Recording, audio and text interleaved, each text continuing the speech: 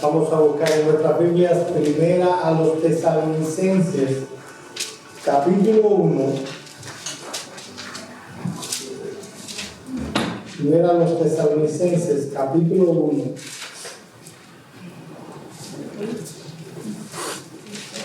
Y vamos a leer los versículos 4 y 5. Epístola de Pablo a los Tesalonicenses, capítulo 1, versículos 4 y 5. Porque conocemos, hermanos amados de Dios, vuestra elección, pues nuestro evangelio no llegó a vosotros solamente en palabras, sino también en poder, en el Espíritu Santo y en plena certidumbre, como bien sabéis cuáles fuimos entre vosotros por amor de vosotros. Vamos a orar. Oh Dios y Padre, que eres creador de todo cuanto existe. Tú que eres el único merecedor de toda nuestra adoración y toda nuestra exaltación. A ti, oh Dios Trino, hemos alabado, hemos exaltado por medio de la alabanza. Y ahora, con un corazón humilde y manso, queremos venir ante ti para que tú hables por medio de tu palabra a nuestros corazones.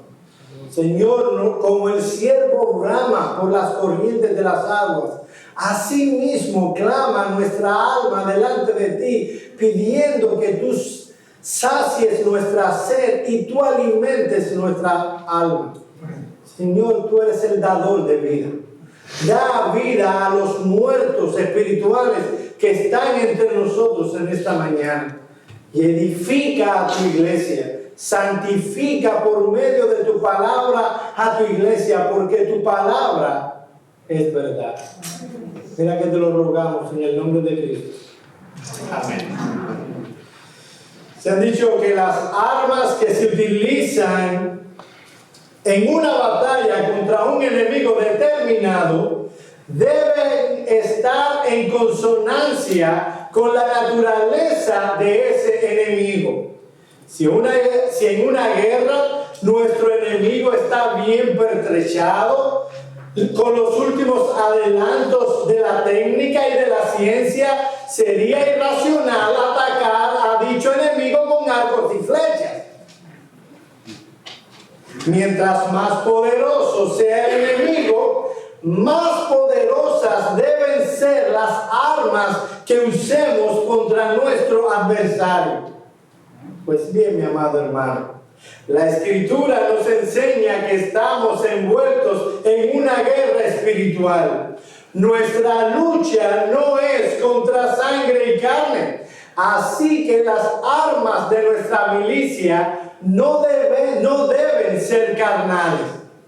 Nuestra lucha, mi amado hermano, es contra principados, contra potestades, contra los gobernadores de las tinieblas de este siglo, contra huestes espirituales de maldad en las regiones celestes. Es contra eso, contra quien tú y yo peleamos.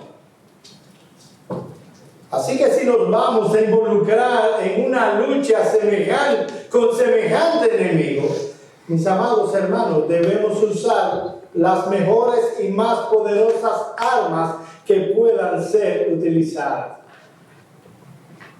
Muchos en nuestros días nos proponen usar contra el diablo las mismas armas que utiliza el mundo.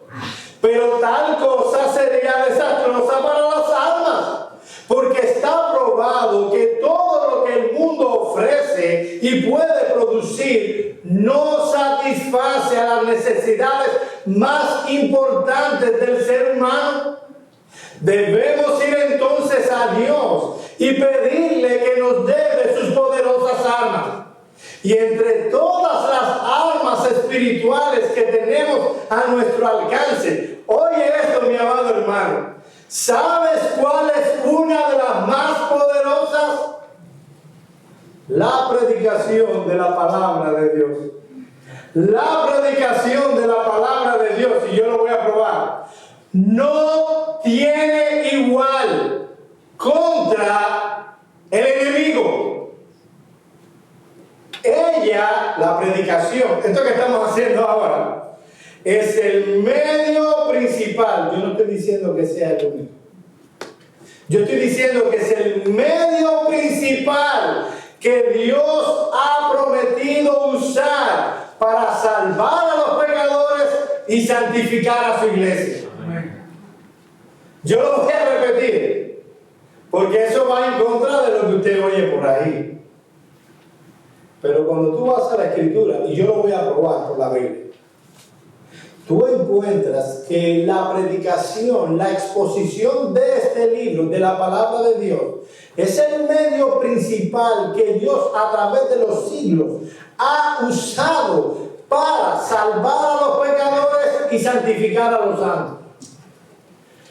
Miren un texto, yo voy a presentar más en un momento. Santiago, oigan, no lo busquen, oigan.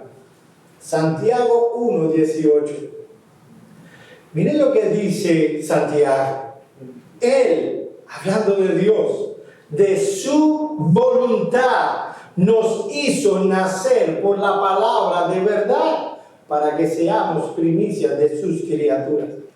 Lo que está diciendo Santiago es que por la voluntad soberana de Dios, Él ha elegido usar la predicación de la palabra de Dios para salvar a los pecadores trayendo un nuevo nacimiento.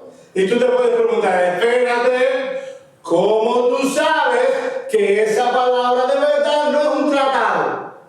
¿Entiendes lo que es tratado? O que es la Biblia. Porque tú estás diciendo que no es simplemente la Biblia, que es la predicación de la palabra. Por el versículo siguiente. Por esto, mis amados hermanos, dice Santiago, todo hombre sea pronto para oír. Y en el 22, unos versículos más abajo, un par de versículos dice, pero sed hacedores de la palabra y no tan solamente oidores, engañándoos a vosotros mismos. Es obvio que también por el contexto histórico se está refiriendo a la palabra de verdad predicada. Mi amado hermano, la predicación de la palabra es el medio principal que Dios ha usado para salvar a los pecadores y es el medio principal que Dios utiliza para santificar a los santos. Miren lo que dice el puritano William Ames. La predicación es la ordenanza que Dios ha dado, es la ordenanza de Dios que ha sido santificada para dar a luz la fe, abrir el entendimiento y para traer la voluntad y los afectos a Cristo. ¿Qué tan importante es esto que estamos haciendo aquí? Dice William Ames, es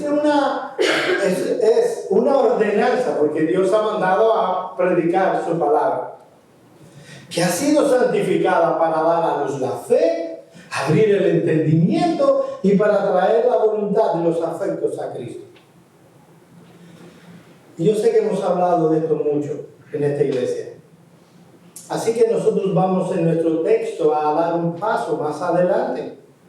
Hay una pregunta que debe a la luz de este texto venir a tu cabeza.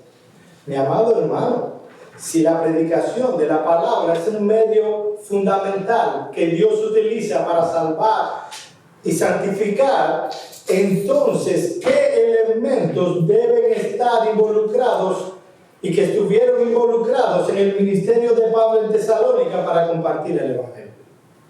Eso es lo que vamos a responder en nuestro sermón. Pero antes, yo quiero ponerlos en el contexto, recordarles el contexto en el que están. Primero a los tesalonicenses fue escrita para que nosotros sepamos los principios que deben ser aplicados si una iglesia quiere mantenerse fiel e irreprensible con el paso de los años hasta la venida del Señor. Yo espero que ya se hayan aprendido eso.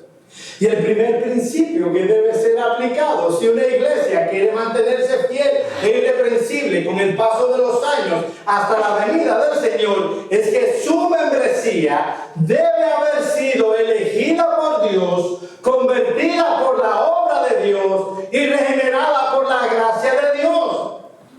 Ya vimos el origen de esa obra, de esa conversión, viene de Dios. Ya vimos las marcas de la verdadera conversión. ¿Cómo sabemos que alguien ha sido elegido por Dios? ¿Cómo sabemos que alguien se ha convertido? Y bien dice Hendriksen a la luz del versículo 3, es que este texto es realmente iluminador para enseñarnos que de este lado del cielo podemos saber si alguien es un verdadero cristiano. Es lo que dice Pablo en el versículo 3 del texto, del capítulo. Acordándonos sin cesar de la obra de vuestra fe, del trabajo de vuestro amor y de vuestra constancia en la esperanza. En el versículo 5 que estaremos exponiendo en esta mañana, encontramos el instrumento que Dios utiliza para la conversión, a saber, la proclamación del Evangelio. Miren el versículo 5. Pues nuestro Evangelio no llegó a vosotros en palabras solamente, sino también en poder, en el Espíritu Santo, en plena certidumbre, como bien sabéis cuáles fuimos entre vosotros por amor de vosotros. Mis amados hermanos, el medio, el instrumento que Dios utiliza para salvar y producir conversiones, producir el nuevo nacimiento, es la proclamación del Evangelio. Esa proclamación debe ser, en primer lugar, una proclamación audible. Una proclamación audible. ¿Y por qué enfatizo esto, mis amados hermanos? Hay iglesias que se sienten muy bien solo porque dieron un tratado. Déjenme decirles, yo no estoy diciendo que no se den tratados. Yo no estoy diciendo que no se den tratados. Yo no estoy diciendo que si una iglesia hace eso, está pecando contra Dios. Pero una iglesia no debe sentirse que está haciendo evangelismo porque se paran en la puerta de un mercado a repartir tratados. Con el perdón, eso no es hacer evangelismo. Cuando uno ve el Nuevo Testamento, uno se da cuenta que evangelismo es cuando una iglesia, empezando desde el púlpito, está comprometido con predicar, proclamar y anunciar el Evangelio. Y todas las palabras utilizadas en el Nuevo Testamento hablaban de una exposición audible. Miren cómo lo dice Pablo en el versículo 5. Pues nuestro Evangelio no llegó en palabras solamente. Y la palabra solamente indica que aunque el Evangelio llegó con otras cosas que veremos en esta mañana, llegó en palabras. Era necesario que fuese proclamada la verdad de Dios audiblemente para que el Evangelio pudiera llegar a aquellos que estaban perdidos. Mis amados hermanos, cuando leemos las escrituras del Nuevo Testamento, hay dos cosas que vienen a ser muy evidentes con respecto a la salvación de los pecadores. La primera es que esta no podrá ser lograda a menos que los hombres se expongan a la verdad de Dios revelada en la palabra. Mis amados hermanos, para que un pecador, y este que cree, que está aquí, que cree en cuanto a la salvación, él cree en la predestinación, ¿no? Bien, este mismo hombre dice que a menos que una persona se exponga al Evangelio audiblemente, no podrá ser salvo. No se salvará. ¿Qué es lo que se supone que crean los pecadores? La verdad del Evangelio tal como ha sido revelada en la palabra de Dios. Lo segundo que es evidente en el Nuevo Testamento es que la predicación del Evangelio es el medio por excelencia que Dios ha prometido usar para dar a conocer su verdad, de modo que los pecadores sean salvos. Mis amados hermanos, nosotros enfatizamos, y no está mal, está bien, que cada creyente comparta su fe. Eso debe hacerse. Pero cuando uno ve tanto el Nuevo Testamento, y cuando uno ve, y yo no estoy quitando la responsabilidad a nadie, pero las cosas son como deben ser y tienen que ser. Cuando uno va al Nuevo Testamento, y tú comparas las veces que una persona de manera personal individual le compartió el Evangelio a alguien, con una exposición pública del Evangelio, veremos que la preeminencia la tiene la predicación pública del Evangelio. De hecho, es de eso de lo que comúnmente se habla en el Nuevo Testamento cuando se utiliza la palabra predicación. Viene de queruso, de alguien que viene como un heraldo. En la antigüedad, y yo voy a hablar un poco de eso en un instante, cuando los reyes establecían una ley o establecían algo o querían que el pueblo supiera algo acerca de sí, tenía un grupo de hombres que se le llamaban heraldos. Ellos iban pueblo por pueblo, se presentaban ante la población y emitían lo que el rey quería que ellos supieran en cuanto al rey o sus nuevas leyes. Esa palabra heraldo es la que utiliza el apóstol Pablo cuando habla de predicación. Y todas siempre se utiliza en una connotación pública. Es esto que pasa cada domingo, mis amados hermanos. El medio por excelencia que Dios ha utilizado para salvar a los pecadores y santificar a su pueblo. Ahora nosotros tenemos Biblias y alabamos a Dios por ello. Pero antes, para que un creyente creciera en el conocimiento de la Escritura, estamos hablando de la gran parte de la historia del cristianismo, por lo menos en sus 14 primeros siglos, dependían completa y totalmente de la predicación de la palabra. Ellos no tenían una librería donde ir a comprar un libro. Ellos no tenían una Biblia. Las Biblias hasta el 1400 y tanto, era muy difícil que una persona lo tuviera. ¿Cómo? Por eso estoy diciendo lo que estoy diciendo. ¿Cómo un creyente podría alimentarse de la Escritura? Tendría que ir a exponerse a la predicación de la palabra. Es en ese contexto que Pablo dice en 1 Corintios, ahí sí quiero que vayan conmigo. 1 Corintios capítulo 1.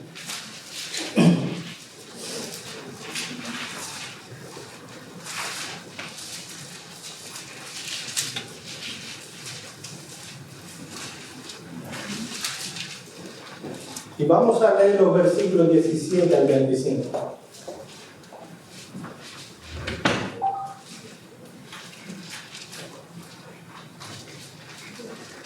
Miren este texto porque es sumamente iluminador. Y en un momento, en un contexto histórico, donde se ha hecho muy personal el cristianismo,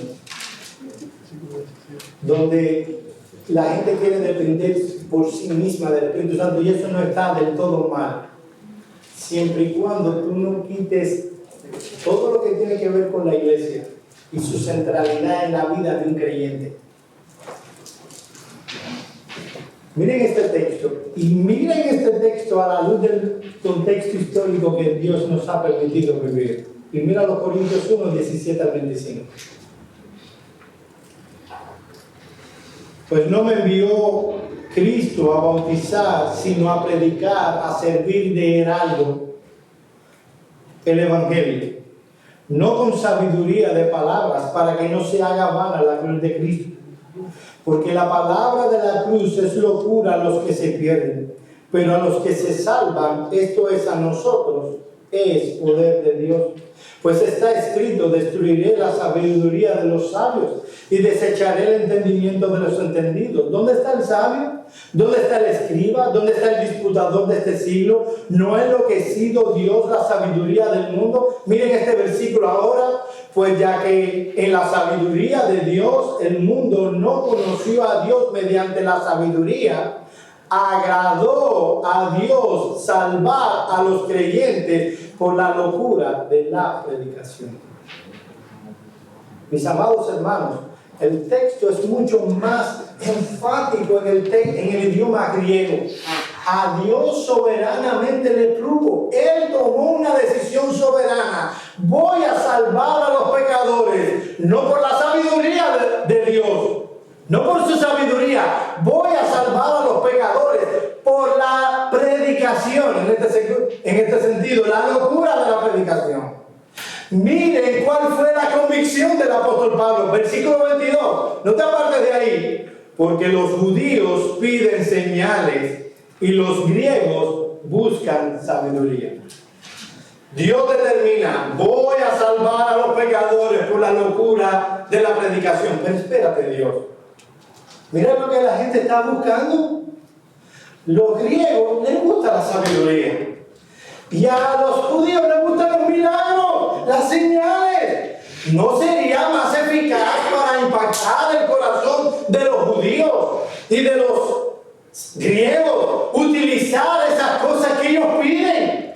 Vamos a darle sabiduría para que se impacten y puedan conocer el Evangelio. Y a los judíos vamos a hacer muchos milagros. Vamos a hacer milagros para que digan, wow, el poder de Dios. Y vamos a sanar inválidos, vamos a darle a los mudos que hablen. Eso va a impactarlos a ellos. Es lo que buscan, Pablo. Pablo, eso es lo que ellos buscan. ¿Qué ustedes creen que hizo Pablo? Versículo 23. Pero nosotros predicamos a Cristo. Pero tú no oíste, Pablo. Tú estás sordito. Oye esto. Ellos no están buscando eso. Ellos están buscando sabiduría a unos y los otros milagros. Sí, pero nosotros predicamos a Cristo. ¿Por qué? Porque Dios le plugo salvar a los pecadores por la predicación. A Dios determinó tal cosa, yo haré tal cosa. A Cristo crucificado, para los judíos ciertamente tropezadero y para los gentiles locura, mas para los llamados, así judíos como griegos, Cristo, poder de Dios y sabiduría de Dios. Pero Pablo, mucha gente no te va a oír, no están buscando eso. ¿No es mejor darle lo que ellos necesitan? Versículo 25. Porque lo insensato de Dios. Y él está usando una expresión retórica. No es que Dios tenga nada insensato. Pero él está diciendo, supongamos que hay algo tonto en Dios. Eso insensato es mucho más sabio que la de los hombres. Y lo débil de Dios es más fuerte que los hombres. Pues mirad, hermanos, vuestra vocación, que no sois muchos sabios según la carne, ni muchos poderosos, ni muchos nobles, sino que a lo necio del mundo escogió Dios para avergonzar a los sabios, y lo débil del mundo escogió Dios para avergonzar a lo fuerte, y lo vil del mundo y lo menospreciado escogió Dios, y lo que no es para deshacer lo que es, a fin de que nadie se jacte en su presencia. Mas por Él, no porque hicimos ningún despliegue de sabiduría ni de milagros, por Él ustedes estáis en Cristo Jesús. Los griegos eran amantes de la buena oratoria y las disertaciones filosóficas, y los judíos iban detrás de las señales y los milagros. Y Pablo dice aquí que Dios no escogió ni un método ni el otro para salvar a las almas. Él determinó hacerlo por la locura de la predicación. Por lo tanto, dado que Dios escogió la locura de la predicación como el medio principal y distintivo para bendecir y salvar a los pecadores, santificar y edificar a los santos, Pablo entonces no escogió otro medio. Mis amados hermanos, muchos parecen en nuestros días pensar que el método de la predicación del Evangelio es un método anticuado y que podemos ser más efectivos como iglesia haciendo otras cosas para atraer al incrédulo. Pero déjenme decirles una cosa. Si alguien trae una idea novedosa que puede impactar el corazón del que está afuera, lo insensato de Dios es más sabio que lo de los hombres. Si alguien dice, mira, ¿por qué no hacemos una obra de teatro?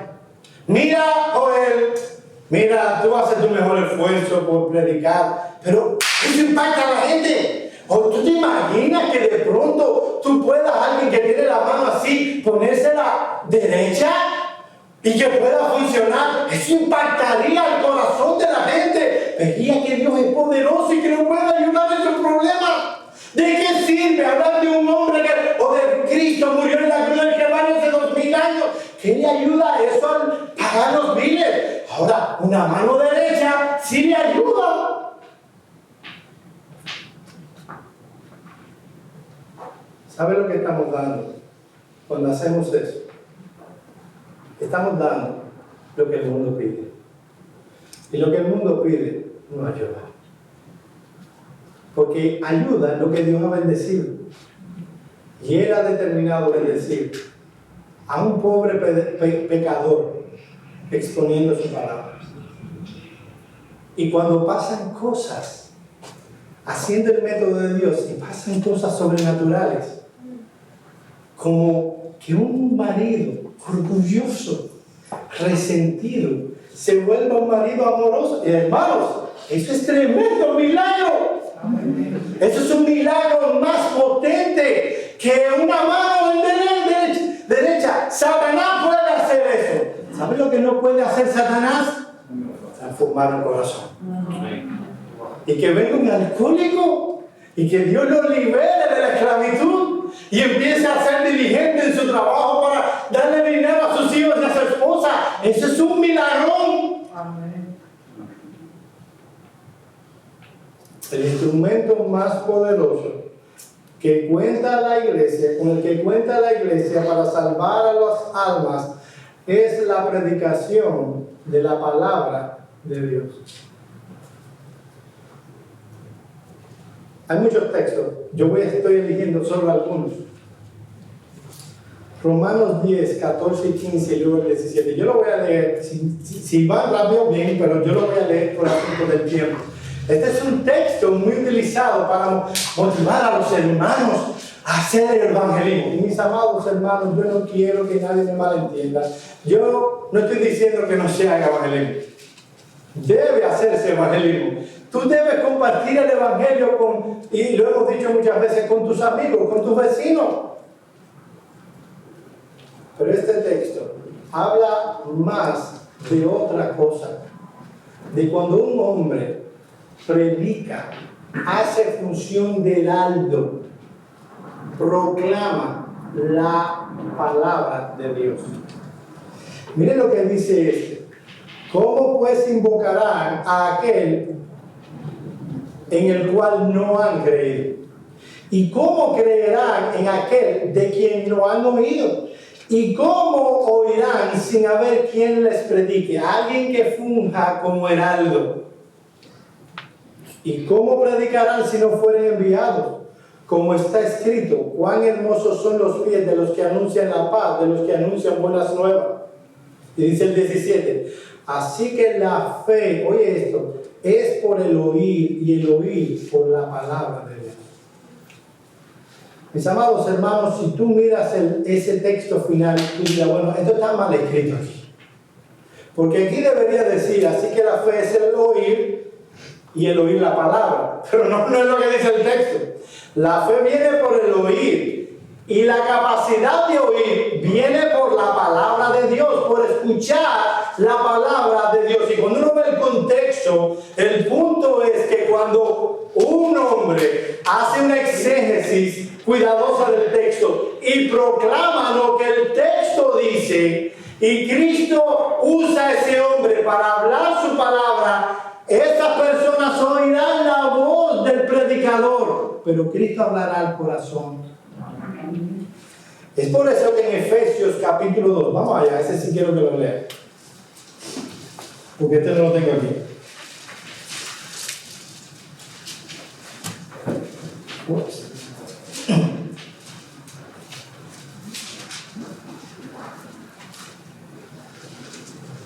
Vamos a ver si yo lo encuentro.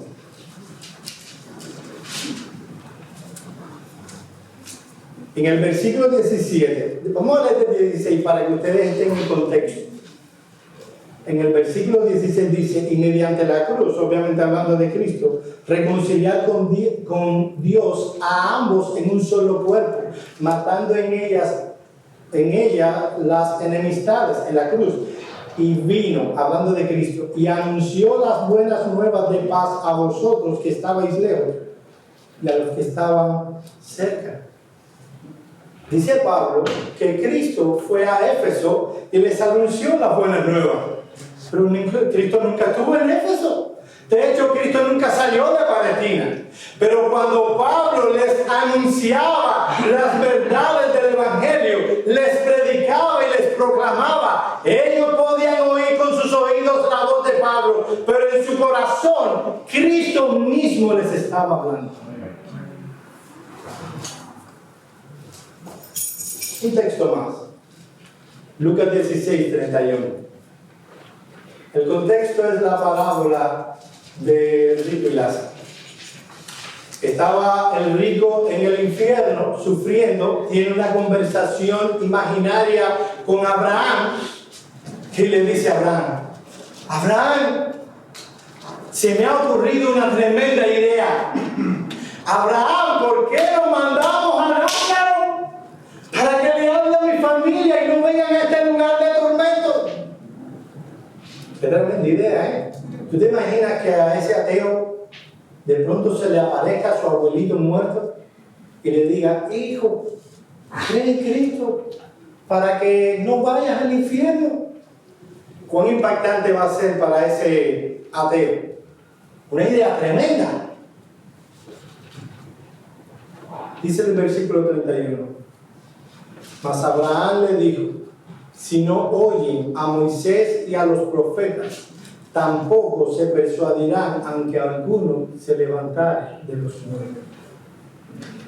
Pero Abraham, no, eso es impactante. Y dice, no se van a persuadir. Y noten que no dice Jesús, poniendo esta palabra en boca de Abraham, si, lean a Moisés y a los profetas. No dice eso. ¿Qué dice? Oigan, si no oyen a Moisés y a los profetas, tampoco se persuadirán. Esa es la meta de la predicación. Podemos traer a los incrédulos a la iglesia con cultos llamativos, con música agradable, con coros estupendos, con actividades interesantes y divertidas, pero ninguna de esas cosas puede traer un muerto espiritual a la vida. Ni siquiera presentarles a un muerto real. Y mis amados hermanos, esto que se le ocurrió al rico en el infierno, usted puede ir a entrar a YouTube y verá un paquetón de gente contando que fue al cielo y que fue al infierno. ¿Cuál es el problema con eso? ¿Sabe lo que el problema con eso? Desvía el foco. El foco está en el Evangelio y en la persona y obra del Señor Jesucristo. Ahora lo impactante no es que Cristo tomó la naturaleza humana, que siendo Dios se le bajó a tener una apariencia y una sustancia, una carne humana, y murió y padeció en la cruz del Calvario para salvar a los pecadores. Ya no le importa lo impactante. Un hombre yendo al infierno es impactante. Sobre todo cuando eso es muy contrario a la Escritura. La Escritura enseña que está determinado por Dios que todo hombre muera una vez y luego el juicio. Así que si alguien viene que te dijo que fue al cielo o que fue al infierno, déjame decirte una cosa, están mintiendo. Dios dijo, está determinado que todo hombre muera una vez y el juicio después. Si se murió, se murió. Si no se murió, lo imaginó. Pero te garantizo que no fue al infierno. Déjenme citar, y perdonen si estoy siendo más vehemente, pero mis hermanos amados, Satanás tiene como meta destruir el cristianismo. ¿Y cómo lo hará con cosas como esta? Miren lo que dice Albert Mohler sobre la predicación. Cuando vemos manuales, libros, revistas, seminarios y conferencias dirigidas a pastores, oye esto, notamos que la predicación, aunque está incluida en todos, no es la prioridad. Cuando oímos personas hablar sobre cómo crece una iglesia y cómo puede ser construida una gran congregación, pocos serán los que digan que su crecimiento proviene esencialmente de la proclamación y predicación de la palabra. Conocemos por qué esto es así. Y es verdad, cuando tú ves los libros de Iglesia Crecimiento, cuando tú ves las conferencias de Iglesia Crecimiento, cuando tú ves a Rick Warren hablando de Iglesia Crecimiento, cuando tú ves a los grandes de Iglesia Crecimiento hablando, ellos obviamente incidentalmente te hablarán de predicación, pero ese no es el foco de ellos. No te dirán que tu iglesia creció por la predicación. Y él dice, yo sé por qué ellos no mencionan la predicación en sus conferencias y en sus libros. Dice él, es porque el crecimiento por la predicación es lento, inmedible y en ocasiones invisible. De ahí que si tú buscas rápidos resultados, la predicación de la palabra no podría llevarte al lugar donde quieres ir. Si tú vas a definir resultados en términos de estadísticas, números y respuestas visibles, hay otros mecanismos, otros programas y otros medios que podrían producirlos más rápido. Y concluye Albert Mohler, la cuestión es que los otros métodos no pueden producir cristianos. Amén. Sí, pueden producir crecimiento. Puede esto llenarse. Mis hermanos amados, aquí hay gente muy talentosa. No estoy hablando de mí. Aquí podríamos hacer un montón de cosas y decir un montón de cosas. Y les aseguro que en 2 meses hay más gente que con Guillermo Maldonado. Lo que no producen esos métodos es salvados, cristianos.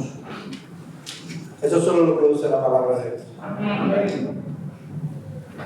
Es por eso, mi amado hermano, que la predicación jugó un papel preponderante en el ministerio de Juan el Bautista. Y luego en el ministerio del Señor Jesucristo. Y luego en el ministerio de los apóstoles del Señor Jesucristo. Y cuando hurgamos en las páginas de la historia de la iglesia, encontramos que en sus épocas más gloriosas y fructíferas, aquellas que aparecen como las luminarias de la historia del cristianismo, todas y cada una de ellas están asociadas con ministerios que han tenido la predicación como algo preeminente. Cito a alguien. En épocas posteriores a la apostólica, los períodos más luminosos de la historia de la iglesia han sido aquellos en el que el púlpito ha ocupado un lugar de prominencia que le corresponde. La vitalidad, oye esto, de la iglesia ha corrido pareja con la calidad y el poder de la predicación. No importa que esta haya sido interpretada por el mundo como locura, Dios la ha usado siempre para salvación. Hay algo que quiero que noten en el texto de 1 de Tesalonicenses 1:5. Y es la manera en que Pablo llama al Evangelio. Él le llama nuestro Evangelio. En otras partes de la epístola, el apóstol Pablo va a describir el Evangelio como el Evangelio de Dios. Por ejemplo, en 1 Tesalonicenses, capítulo 2, versículos 2, 8 y 9. O en el 3:2, que habla del Evangelio como el Evangelio de Cristo. Pero aquí simplemente le llama nuestro Evangelio. Mis amados hermanos, lo que Pablo predicó no fue el mensaje. Lo que Pablo predicó fue el mensaje de las buenas nuevas de Jesucristo y su salvación. Con el término nuestro no estaba indicando que fuera un mensaje personal, autoinventado. Él no estaba proclamando su propio mensaje. Pablo utilizó el término nuestro en contraste con otros evangelios que estaban siendo predicados en esos días. El término evangelio al que se refiere Pablo era una palabra muy bien conocida en el contexto de Pablo. Tal expresión tenía íntima relación con la adoración que el imperio romano exigía hacia el emperador. Los acontecimientos trascendentales en la vida del emperador romano, más sus decretos y discursos, se proclamaban a lo largo del imperio romano como el evangelio.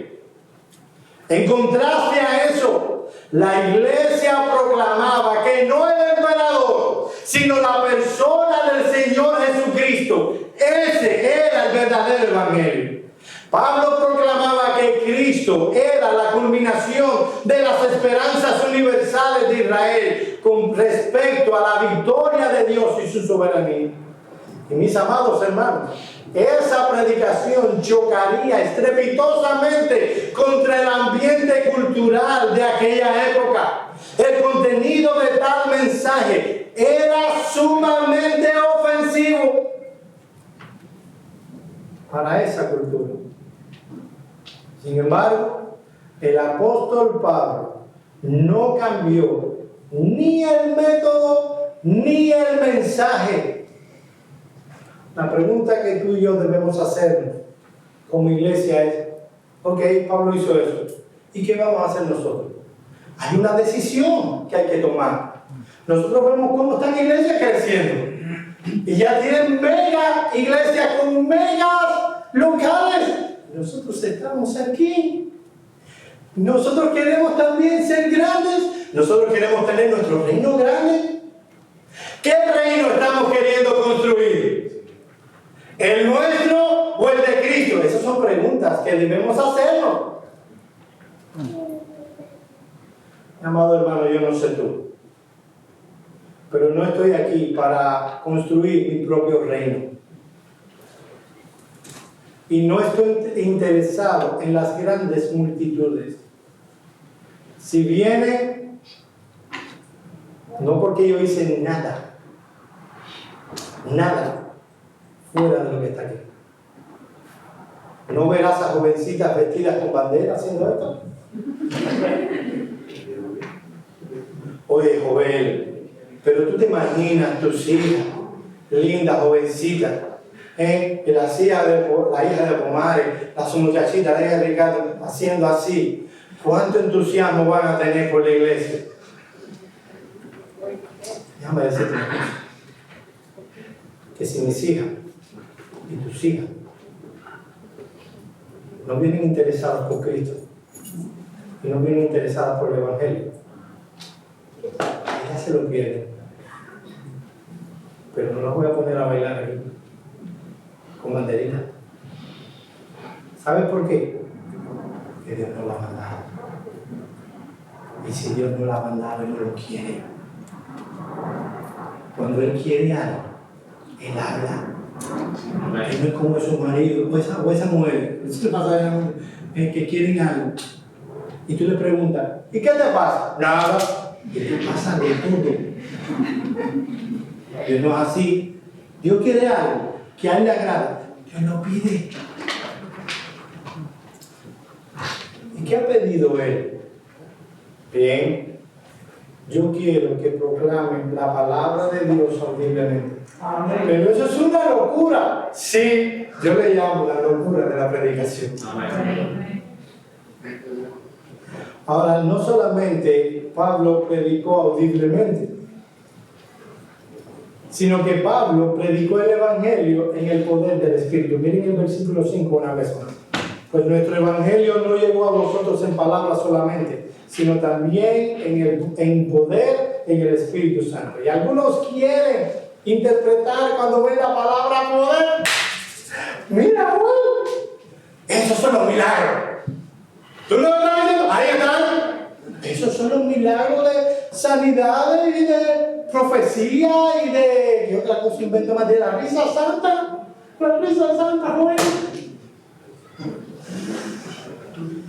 Miren, no hay un exégeta conocedor del griego serio que diga que cuando dunamis, que es la palabra griega que aparece ahí, Pablo se está refiriendo a las lenguas, a la profecía, a la sanidad.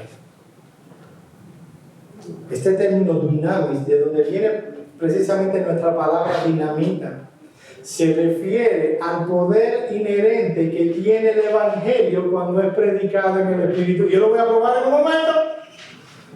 La etimología de la palabra habla de habilidad, capacidad o fuerza. Lo que está diciendo el apóstol Pablo es que ese Evangelio proclamado en palabra venía acompañado con el poder del Espíritu para transformar los corazones. Pablo no solo expuso las verdades del Evangelio, sino que esas palabras fueron proclamadas con poder. Pero nuestro Evangelio no llegó a vosotros en palabras solamente, sino en poder, en el Espíritu Santo. Es del Espíritu Santo donde venía el poder para transformar los corazones. No ni siquiera de lo que este hombre dijera. Este hombre hablaba lo que decía la palabra, pero el Espíritu Santo transformaba los corazones. Es de eso de lo que nos habla Pablo en Romanos 1:16. Porque no me avergüenzo del Evangelio, porque es poder de Dios. Y utiliza dunamis, la misma palabra.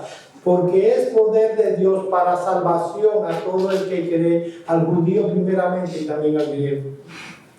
Noten que el texto no dice que el Evangelio habla del poder de Dios, sino que el Evangelio es poder de Dios. Nuestro Dios, a través del mensaje del Evangelio, salva poderosamente a pecadores. La implicación es que el poder de Dios para el salvar al pecador se derrama solo y únicamente, cállate para atrás, por el Evangelio. ¿Tú viste lo que estoy diciendo? Sí, gracias, yo esperaba más.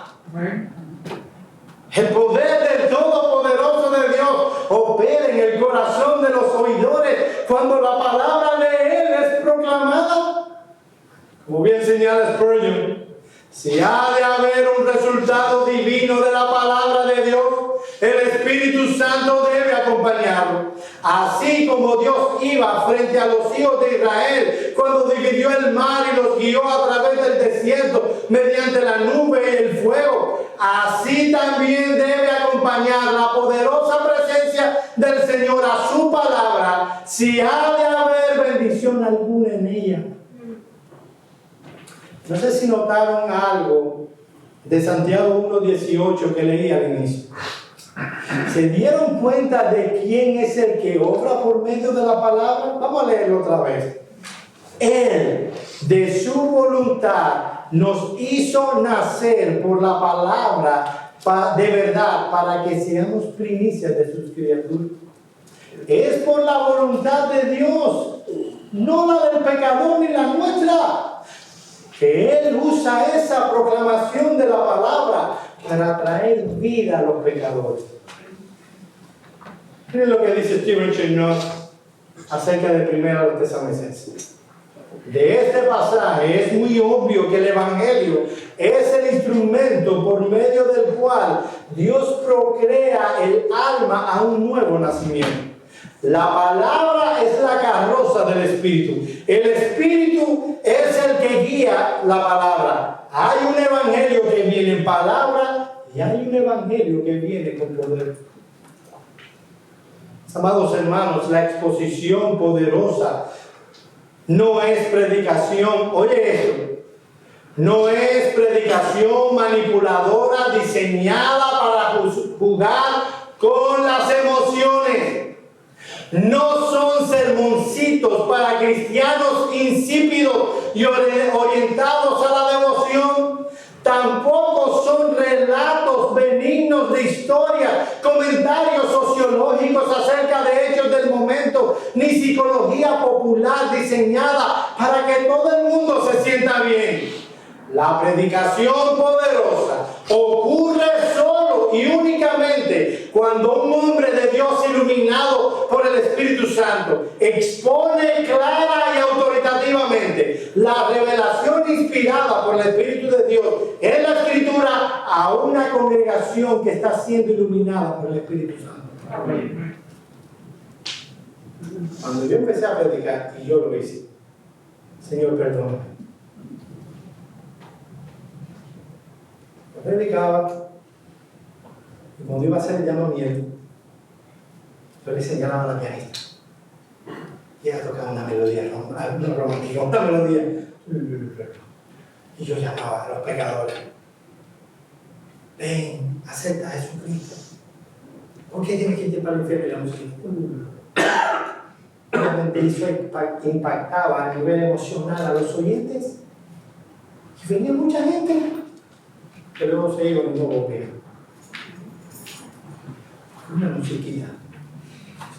Mientras uno está hablando. ¿Sabes cómo se llama eso? Manipulación. Ahora en nuestros días no les basta con hacer el llamamiento.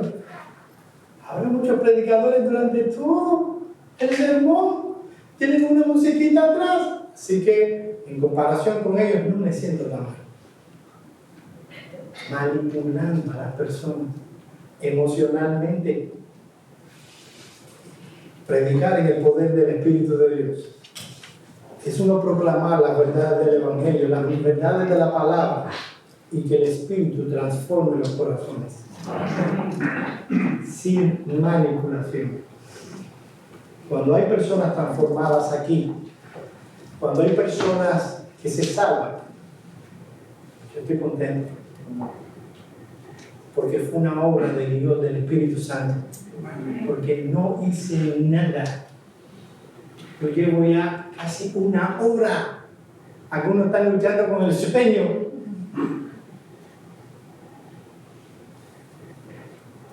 Miren lo que es el poder del Espíritu. Hebreos capítulo 4, versículo 12. Porque la palabra de Dios es viva y eficaz, y más cortante que toda espada de dos filos, y penetra hasta partir el alma y el espíritu, las coyunturas y los tuétanos, y discierne los pensamientos y las intenciones del corazón. Y yo no tengo tiempo para probar el punto, pero déjenme decirle que ese texto que tanto usamos es la Escritura, porque la Escritura es una espada que divide. No está hablando de la Escritura leída. El contexto habla de la Escritura proclamada. Es la palabra de Cristo cuando es proclamada, que es una espada que discierne los pensamientos y las intenciones del corazón. Dice alguien, oye, mi hermano, uno de los más deprimentes espectáculos de la iglesia de hoy es su falta de poder. Frecuentemente la iglesia tiene poco o ningún impacto en la sociedad y nación en la cual ella ministra. El corazón de este problema está en que tienen un púlpito carente de poder. Y dado que hay carencia de poder del Espíritu verdadero, lo sustituyen por un impacto mundano emocional. Que en emociones se siente igual. Se siente igual,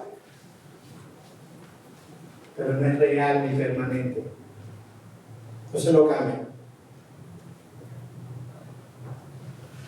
Amados hermanos, hay algo misterioso envuelto en todo esto. ¿Cómo es que el Espíritu de Dios obra mientras un instrumento humano está transmitiendo su palabra? La respuesta es: no lo sé. Pero es una realidad revelada en la Escritura. Y eso nos estimula a seguir predicando. Independientemente de la erudición, la lógica convincente, la elevada retórica o el estilo de comunicación inteligente e interesante, si la verdad que se habla no va acompañada por el poder, nada vamos a lograr. Ahora, más brevemente, ese evangelio fue proclamado en palabra, fue proclamado en poder. Hay un elemento más: fue proclamada en plena certidumbre. Mira el versículo 5 una vez más.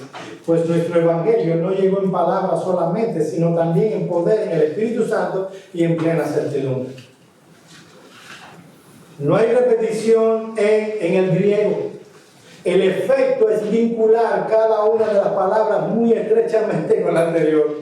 La certidumbre, o como veremos en un momento, que significa también de nuevo, no es un mecanismo humano por el cual los hombres se persuaden a sí mismos. Más bien es la acción del Espíritu Santo que actúa en los creyentes. Cuando Pablo, oye esto, cuando Pablo, Silvano y Timoteo predicaron en la ciudad de Tesalónica el Evangelio, ellos estaban convencidos en sus corazones de que Dios estaba obrando con poder en el corazón de esos hombres.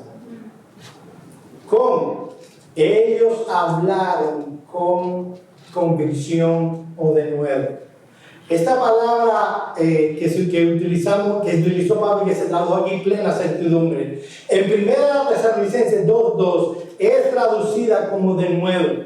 Y uno ve en el libro de los Hechos cómo continuamente se dice que la iglesia predicaba con de nuevo el Evangelio.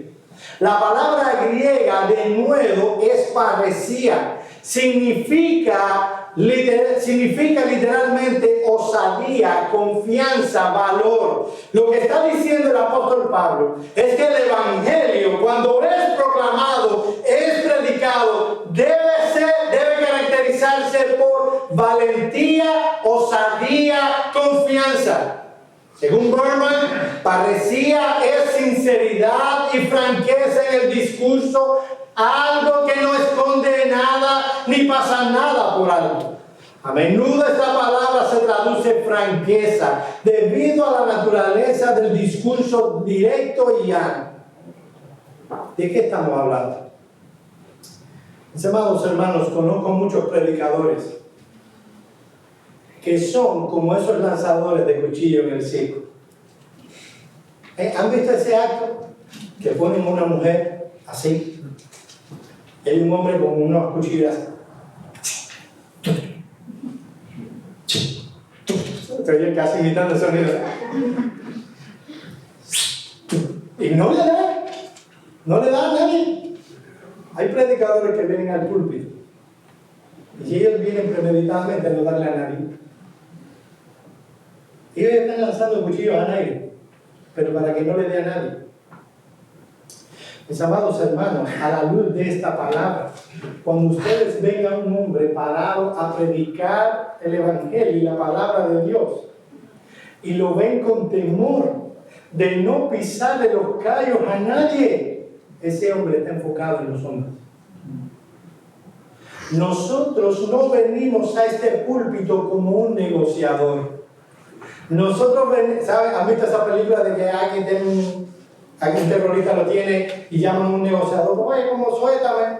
Nosotros no venimos a negociar entre Dios y ustedes. Nosotros venimos como heraldos a proclamar las palabras del Rey. Y lo que tenemos en mente cuando nos sentamos a escribir el sermón es el rostro de ustedes. Yo no tengo, esto lo voy a decir por pedir. No, yo lo tengo a todos ustedes. Y yo les predico a ustedes sus defectos y sus virtudes. Sus defectos las señalo sin problema, con valentía, con denuedo. Esta palabra habla también de los afectos. Habla que cuando se proclama la palabra de Dios debe hacerse apasionadamente. No porque estamos haciendo una teatralidad. El punto de la palabra es que de parresía es que el contenido que estamos exponiendo nos afecta. Y por tanto proclamamos la palabra de Dios con pasión. Mira cómo Martin Lloyd Jones definía lo que es predicación. Mis amados hermanos, ¿por qué yo le estoy dando esta clase a ustedes? Porque un caso con una clase. Ustedes están buscando en YouTube muchos predicadores. Y ustedes tienen que saber diferenciar entre un buen predicador y un mal predicador. Un buen predicador no es el elocuente. ¿Cómo hace chiste fulano? Me encanta. No. Miren a Pablo cómo predicaba. Él predicaba el Evangelio. Él predicaba, él no era un negociador, él predicaba en el Espíritu Santo y él predicaba un denuedo. Miren cómo Martin Lloyd Jones definía la predicación. Lógica en llamas, razón elocuente, teología en fuego. Una teología que no tiene fuego es una teología defectuosa, o cuando menos el entendimiento que el hombre tiene sobre ella es defectuosa. La predicación es teología que procede a través de un hombre que está encendido. En una ocasión, cuando George Whitefield estaba en Filadelfia, le pidieron permiso para publicar en un periódico sus sermones. Y él le respondió de la siguiente manera: yo no tengo ninguna objeción si usted así lo desea, pero no será capaz de poner en la página impresa los rayos y los truenos. ¿De dónde viene la confianza de un predicador? De decir, así dice el Señor, de la convicción de que eso es lo que la palabra enseña y de la convicción de que el método que está utilizando es el que Dios ha mandado utilizar. Una cita más y luego mis conclusiones. En un mundo que no parece estar dispuesto a escuchar o que es incapaz de escuchar, ¿cómo podríamos persuadirnos de seguir predicando y de aprender a hacerlo con efectividad? El secreto esencial no es dominar ciertas técnicas, sino ser dominado por ciertas convicciones. En otras palabras, la teología es más importante que la metodología. Amados hermanos, algunas aplicaciones. Este tipo de predicación que hemos descrito hoy es el tipo de predicación que ustedes deberían esperar cada domingo y es el tipo de predicación con el que ustedes deberían estar conformes. Algunos pastores en nuestros días se sienten muy dudosos de que la predicación pueda afectar permanentemente al hombre y a la mujer de nuestros días. Temen que se van a quedar solos, que no vendrán personas a oírlos. Eso también le sucede a las iglesias. La mayoría de las iglesias de nuestros días tienen un temor escalofriante a ser pocos. Y sobre todo cuando ven cómo los muchachos empiezan a irse para el mundo. Aman las iglesias de nuestros días tener grandes auditorios, grandes multitudes y temen más ser pocos que el mismo infierno. Mis amados hermanos, ese temor no debe estar en nuestro corazón. Porque donde quiera que la palabra de Dios es predicada en el poder del Espíritu con convicción y una vida que ejemplifica lo que se está predicando, almas siempre vendrán al conocimiento de la verdad y se convertirán. Miren lo que dice Spurgeon: donde se predica el Evangelio con poder y en toda su plenitud, gracias a que el Espíritu Santo baja del cielo, nuestras iglesias no tienen que seguir con los mismos miembros, sino que siempre se ganarán almas nuevas. Pero cuando desaparece aquello que constituye su fortaleza, es decir, cuando el Evangelio es encubierto y se menosprecia la vida de oración, todo el asunto se convierte en mera forma y ficción. En segundo lugar, en primer lugar, este es el tipo de predicación que ustedes deben esperar todos los domingos, y con ese tipo de predicación deben estar conformes. Hoy Navidad, hoy que no nos pusieron ni a la polita este año. Hey, gracias a Dios. Y pues una bolita chiquitita con el niño Jesús, o el niño Jesús, no estamos poniendo a Mahoma, el niño Jesús. Esta semana, la semana pasada, escribí algo en mi Facebook que solo pocos entendieron. Yo escribí algo que tenía que ver con el nacimiento de Jesús y decía que el nacimiento de Jesús debe verse como parte de la Como parte de su humillación. Como parte de su humillación. O sea, vemos el niño Jesús, pero lo que estaba haciendo Jesús es humillándose, tomando la forma humana, tomando la naturaleza humana, se estaba humillando. Era algo terrible eso. La segunda persona de la Trinidad, tomando la naturaleza de un bebé. ¿Qué cosa? Fue para salvarte a ti y a mí. Pero cuánta humillación. No es que los bebés no sean lindos, pero estamos hablando de la segunda persona de la Trinidad. Y yo puse, no puede ejemplificarse tal nivel de humillación en una obra de teatro. ¿Saben por qué? Cuando una persona ve un bebé, y aquí hasta no voy a decir quién, se cometió la herejía de que dado que no había en ese momento un bebé varón, pusieron a Jesús como una bebita. Vaya. Lo que es el colmo de quedar con la hora que le di. Estábamos en un contexto, otro contexto, no éramos ni remotamente reformados. Pero cuando alguien ve un bebé, obviamente no ve humillación, no puede ejemplificar la humillación de Cristo como un bebé.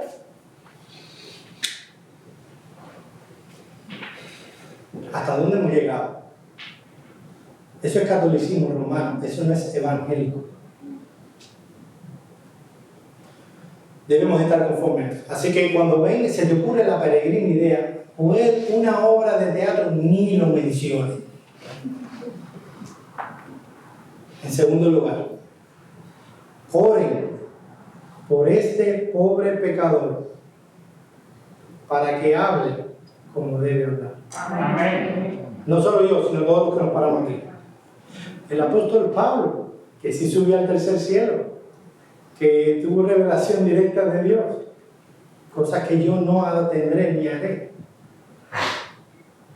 En Efesios 6, 18 al 20 dice: orando en todo tiempo con toda oración y súplica en el Espíritu, y velando en ello con toda perseverancia y súplica por todos los santos y por mí, a fin de que al abrir mi boca me sea dada palabra para dar a conocer con denuedo el misterio del Evangelio, por el cual soy embajador en cadenas, que con denuedo hable de él como debo hablar. Así que si el apóstol Pablo necesitaba de las oraciones de los creyentes de Éfeso, ustedes deben presuponer que yo y los que nos paramos aquí necesitamos vuestras oraciones el doble. Amén. Tengo una cita más. Yo sé que ya son casi las 15. Una cita más y un comentario más. Este es de James Angel James, creo. Si un pueblo anda buscando sermones ricos de parte de su ministro, sus oraciones deben suplirlo con el material necesario. Si procuran sermones fieles, sus oraciones deben exhortarlo mediante una manifestación plena e inflexible de la verdad, para confiarse a sí mismo a la conciencia de cada hombre a la vista de Dios. Si el pueblo de Dios va a esperar sermones poderosos y exitosos, sus oraciones deben hacer de él una bendición para las almas de los hombres. Amén. Oren por nosotros. En último lugar, mi amado hermano, da gracias a Dios por la cantidad de hombres fieles que en esta iglesia, aunque no somos muchos, tenemos y exponen fielmente la palabra de Dios. Amén. Nosotros tenemos un beneficio, una bendición de gracia que muchas iglesias cristianas de mucho más grandes añorarían. Tener a un grupo de hombres que no temen proclamar la verdad, que están más interesados en glorificar a Dios que agradar a los hombres, que se preocupan en estudiar el texto bíblico. Y aunque no somos perfectos, venimos con sinceridad delante de Dios a proclamarles la palabra de Dios cada domingo. Debemos agradecer a Dios por esos hombres. Y yo sé que la inclinación natural de nuestro corazón es cada vez que se para alguien aquí hacer una especie de crítica de oratoria. Déjame decirte una cosa, esa no es tu función.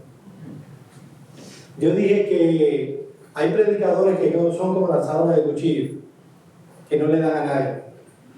Yo te he dicho que nosotros nos paramos aquí a darte un cuchillazo. Estoy hablando de metáfora, para que quede la grabación. No me voy a decir, mira, nosotros le estamos hablando a ustedes cuchillazo. Y venimos con esa intención. ¿Y sabes cuál debe ser la tuya? Ir aquí, que aquí hay un hombre. No, así de siempre vale. Poner el pecho para que nosotros tenemos. Cuando nosotros predicamos la palabra de Dios, tú no debes estar pensando, qué bueno sería si Perico, el miembro de la iglesia, oyera eso. Qué bueno sería si otro miembro de la iglesia, que yo sé que tiene ese problema, estuviera oyendo, concentrado. Cuando tú te sientes ahí a oír la predicación de la palabra, a ti te debería importar poco el mundo. A ti te debería preocupar tu propia alma. Señor, habla, que tu siervo oye. Que eso que Él está diciendo, no sé si Perico o el otro, eso que Él está diciendo, cómo debe ser un impacto en mi vida. Y de paso, mi hermano, hoy no tanto, pero déjenme decirle algo a todos. Los 2 sermones anteriores, tuve récords de personas dormidas. Estoy seguro que no tenía que ver con mi predicación. Dios me está bendiciendo en mi predicación en esta serie.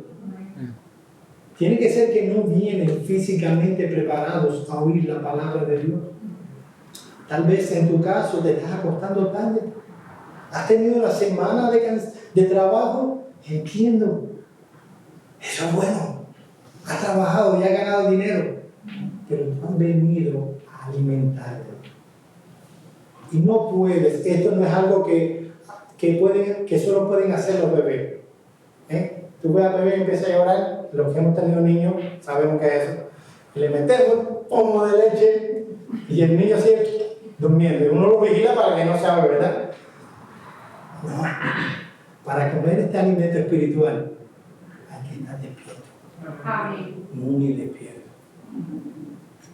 Así que si esa es la predicación, si la predicación es eso, es el medio principal que Dios utiliza para salvar a los pecadores y edificar a los santos, yo debo ir a la exposición lo más despierto que se pueda, para que esa palabra haga un impacto en mi corazón.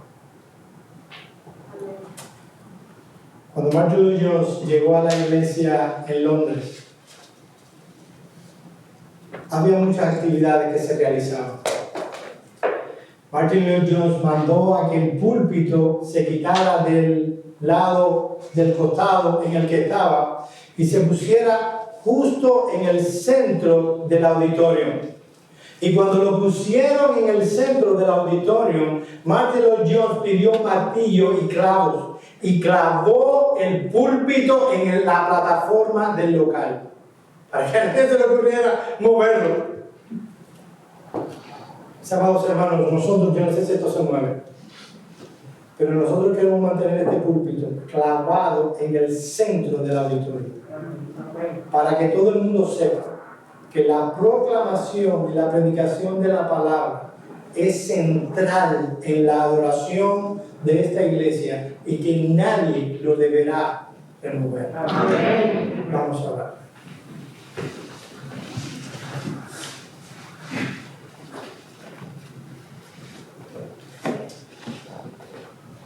Padre nuestro, nosotros te agradecemos tanto por la luz de tu palabra.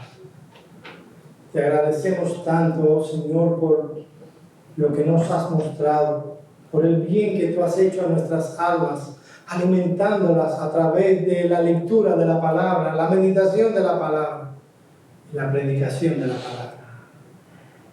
Ayúdanos, oh Señor, ten misericordia de nosotros y que cada domingo en esta iglesia pueda ser proclamada tu palabra, pueda ser proclamada con poder en el Espíritu Santo, y pueda ser proclamada con denuedo.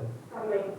Ten misericordia de nuestras almas, alimenta nuestras almas, fortalece nuestras almas con tu palabra. En el nombre de Cristo oramos. Amén.